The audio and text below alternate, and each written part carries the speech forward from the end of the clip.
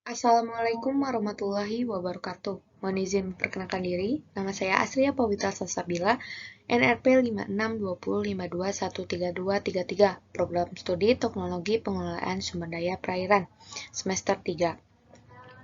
Pada kesempatan kali ini, saya akan membahas mengenai materi atau mata kuliah produktivitas perairan, yaitu tentang lingkungan fauna interstitial.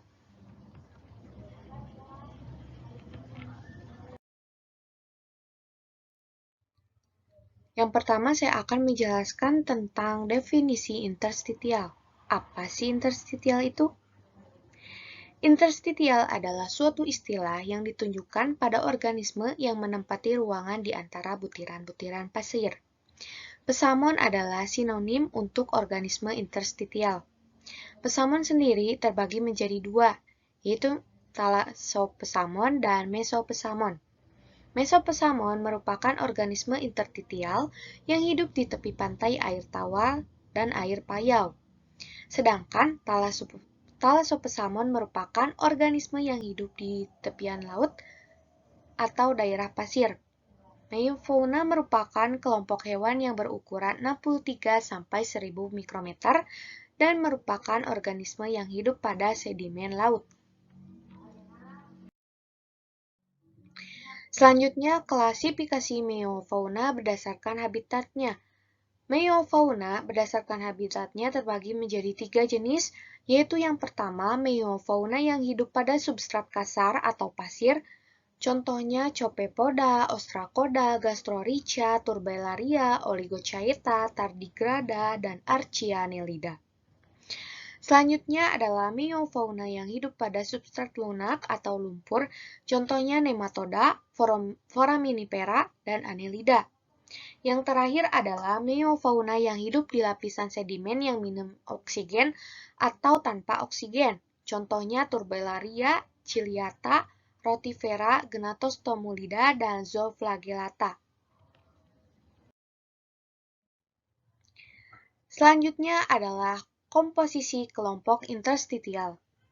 Ada 4 jenis, yaitu yang pertama, filum protozoa. Filum ini diwakili oleh sejumlah besar spesies Ciliata. Ini adalah contoh gambar filum protozoa. Yang kedua adalah kelas Turbellaria filum platyhelminthes, yaitu terdapat banyak cacing-cacing kecil, pipi, dan memanjang. Ini adalah contoh gambar kelas Turbellaria filum platyhelminthes. Yang ketiga adalah filum Gastroricha, Tardigrada, dan Rotifera.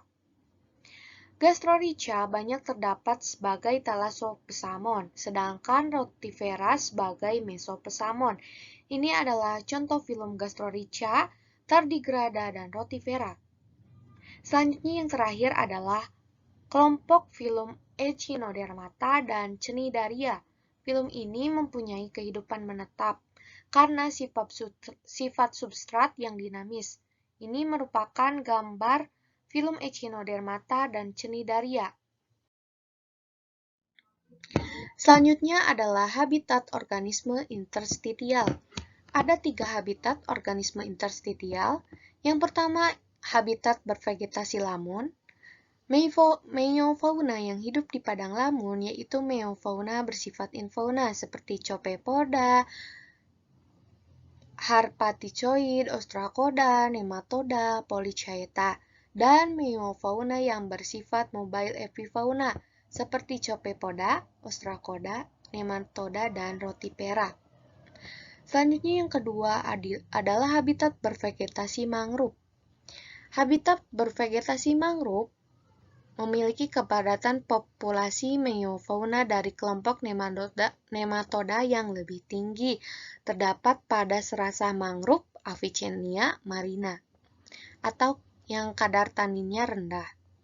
Yang ketiga adalah habitat tanpa vegetasi atau bar area. Habitat yang tidak bervegetasi biasanya terdapat di daerah intertidal yang merupakan wilayah pantai terbuka yang terletak antara titik pasang tertinggi dan titik pasang terendah dan titik surut terendah, atau disebut juga sebagai zona pasang surut. Yang ketiga adalah metode pengambilan sampling. Yang pertama adalah lokasi.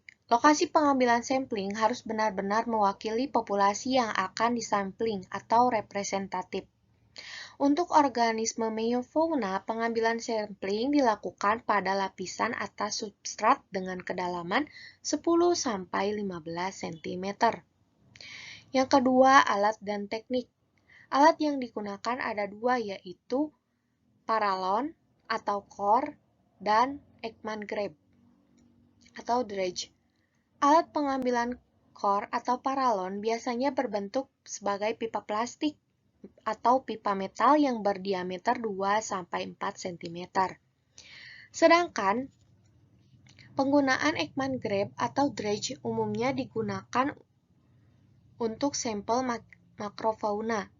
Core digunakan dengan cara dibenamkan dalam pasir dengan atau tangan. Kemudian ditutupi salah satu atau kedua ujungnya dan diangkut dari substrat.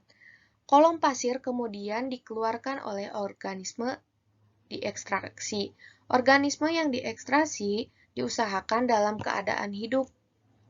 Ada 3 metode yang digunakan dalam pengambilan sampling. Yang pertama adalah metode sederhana, yang kedua adalah teknik es air laut uling, dan yang terakhir adalah metode ilustriasi. Selanjutnya, adaptasi organisme interstitial. Lingkungan merupakan sesuatu yang dinamis, dengan tiap-tiap butiran pasir di lapisan atas secara tidak henti-hentinya tersuspensi dan terendapkan.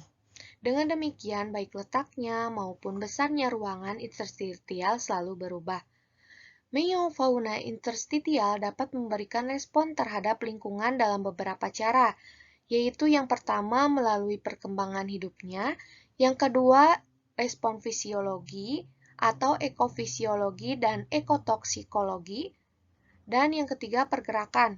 Kemudian selanjutnya yang keempat adalah tingkah laku yang lain seperti tingkah laku dengan isyarat.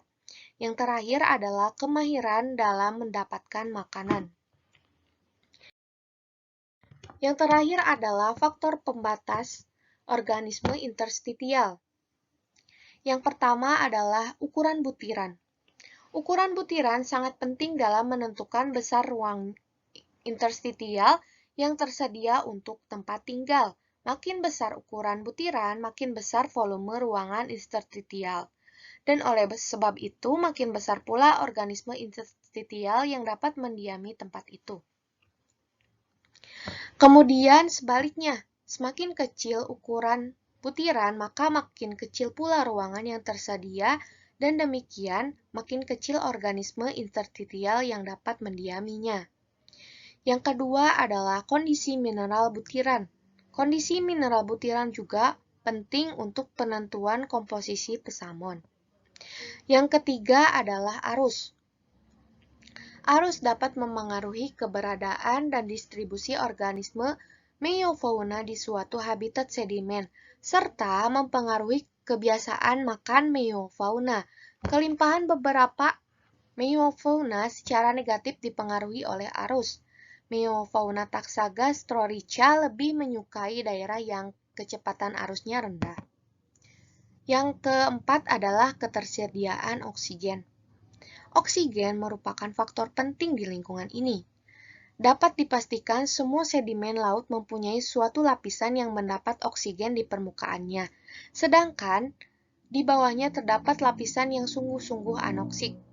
Oleh karena itu, organisme interstitial yang hidup di bawah kedalaman tertentu akan menghadapi kondisi bebas oksigen. Ketebalan lapisan yang mendapat oksigen bergantung pada beberapa faktor, umpamanya ukuran butiran, jumlah bahan organik, dan turbulensi air. Selanjutnya, faktor yang kelima adalah suhu. Suhu adalah faktor lingkungan lain yang penting dalam menentukan keberadaan atau ketiadaan dan distribusi organisme interstitial. Kisaran suhu paling ekstrim terjadi di pantai intertidal dan di lapisan paling atas. Suhu yang optimum untuk perkembangan meofauna adalah 20-30 derajat Celcius. Selanjutnya adalah salinitas. Salinitas merupakan faktor yang penting pada pantai interstitial. Secara umum, meofauna dapat hidup dengan keragaman yang tinggi pada berbagai tipe salinitas di perairan yang berbeda, mulai dari perairan tawar, payau, hingga perairan laut. Selanjutnya yang ketujuh adalah potensial redoks atau pH dan derajat keasaman atau pH pada sedimen. Dalam suatu perairan, percampuran biogenik intensif terjadi di atas permukaan sedimen, sedangkan proses kimia seperti pembusukan, perombakan, dan reduksi terjadi di bawah permukaan sedimen, yaitu pada lapisan 10-30 cm. Yang terakhir adalah ketersediaan makanan atau nutrisi. Di habitat sedimen lunak perairan dangkal, konsumer infauna bentik sering didominasi oleh organisme pemakan deposit, termasuk organisme interstitial yang sebagian besar nutrisi makanannya diambil dari pengendapan bahan organik. Bahan organik di sedimen termasuk ke dalamnya organisme hidup seperti bakteri dan mikroalga. Dianggap sebagai salah satu makanannya dan material mati pada tingkat degradasi yang berbeda.